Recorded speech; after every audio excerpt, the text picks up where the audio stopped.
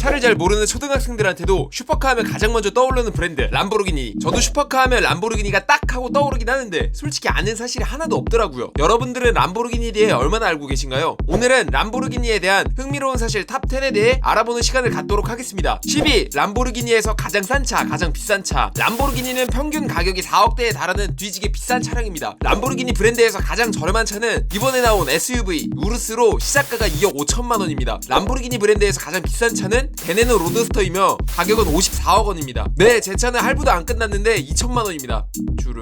9위 최초의 SSUV, 최초의 슈퍼카 타이틀. 람보르기니의 막내 우르스는 벤틀리의 SUV인 벤테이가를 제치고 세상에서 가장 빠른 SUV 타이틀을 차지했습니다. 그 때문인지 람보르기니에서는 우르스를 세계 최초의 슈퍼 스포츠 유틸리티 차량 SSUV라고 부르기도 한답니다. 또한 람보르기니는 1966년 미우라 S를 출시했는데요. 이 차는 대다수의 사람들이 슈퍼카라고 인정한 최초의 차량입니다. 최초의 슈퍼 머시기 타이틀은 람보르기니가 참 많이 갖고 있네요. 신기하다. 8위 람보르기니 차량들의 이름. 람보르기니의 로고가 황소죠. 로고만 황소가 아닙니다. 창업주의 별자리도 황소자리고요. 상당수의 람보르기니 차량 모델명이 황소 혹은 투우와 관련이 깊습니다. 아벤타도르는 1993년 스페인 사라고사에서 열린 투우 경기에서 맹렬한 경기를 벌이던 소의 이름입니다. 우르스는 커다란 들소라는 뜻을 가졌고요. 우라카는 스페인 투우 역사상 가장 용맹스러웠다는 황소의 이름이죠. 우르시엘라고는 24번이나 칼에 맞고도 죽지 않는 전설적인 투우의 이름입니다. 푼타치나 세스토, 엘레멘토 등 황소와 전혀 상관없는 네이밍도 존재하지만 대부분 황소 혹은 투우와 관련이 깊습니다. 7위 만능끈 창업자. 람보르기니 창업자 페르치오 람보르기니는 회사 설립 전 왕립 공군의 엔지니어로 복무할 정도로 만능 제주꾼이었습니다. 그는 2차 세계대전 당시 자동차 정비공으로 일했으며 이를 바탕으로 전쟁 직후 트랙터 제조 사업을 시작했습니다. 이 회사의 이름은 페르치오 람보르기니 트랙토리체였고 현재 람보르기니의 모체가 된 기업이죠. 페르치오 람보르기니는 트랙터 사업으로 억만장자 반열에 올랐습니다. 기술부터 사업과 역량까지 못하는 게 없었네요.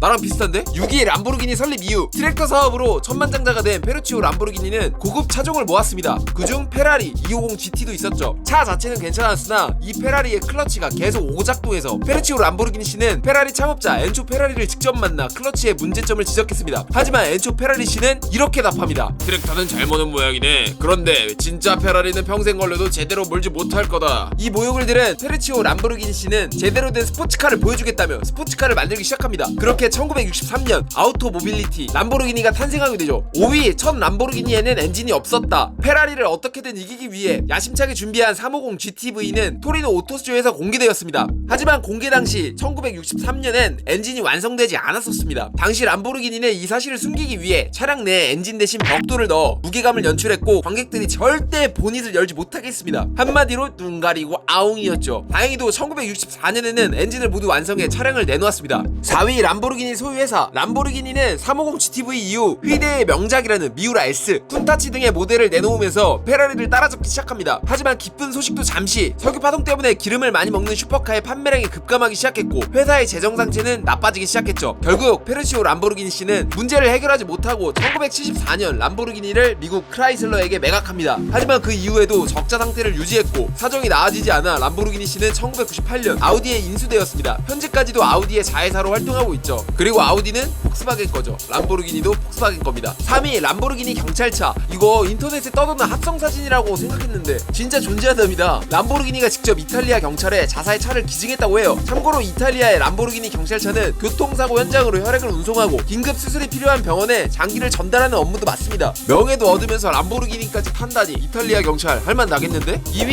이탈리아의 람보르기니 사랑. 페라리와 더불어 람보르기니는 이탈리아의 자존심이라고 불릴 정도로 국가와 국민의 사랑을 듬뿍 받고 있습니다. 여러 썰이 있는데 개중 최고는 역시 이탈리아 공화국의 훈장인 기사 대십자훈장 을 람보르기니 CEO인 스테판 윈켈만이 수여받은 것이죠. 이 상은 이탈리아의 가장 중요한 회사의 리더로 인정받아야만 수여받을 수 있습니다. 이 정도면 이탈리아의 람보르기니 사랑 진짜 인정합니다. 1위 람보르기니보다 비싼 축소 모델. 2011년 람보르기니가 프랑크푸르트 모터쇼에서 전시한 람보르기니 아벤타도르 모형카가 있습니다. 이 모형카는 실제 모델 크기를 8분의 1로 완벽하게 축소한 것이며 시트와 헤드램프, 스티어링 휠에는 다이아몬드 장식을, 바퀴 휠은 금과 백금을, 차체 바디는 탄소 섬유를 사용했다고 하죠. 람보르기니 아벤타도르 차 가격이 5억부터 시작하거든요. 근데 이 모형의 가격은 56억 원이라고 하네요. 딱 10배 비싸네요. 진짜 람보르기니보다. 람보르기니는 이 모형카를 또 제작할 마음은 없지만 모형 제작자인 로버트 괴르펜에게 약 66억 원을 주면 즉시 구입도 가능하답니다. 네, 안 사요. 못 사요.